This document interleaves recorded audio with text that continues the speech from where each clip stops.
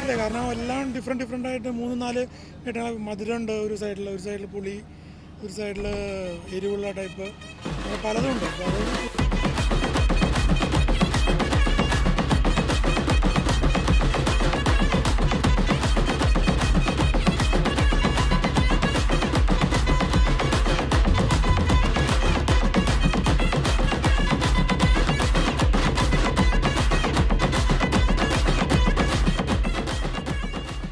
വളരെ നല്ലൊരു എക്സ്പീരിയൻസ് ആയിരുന്നു.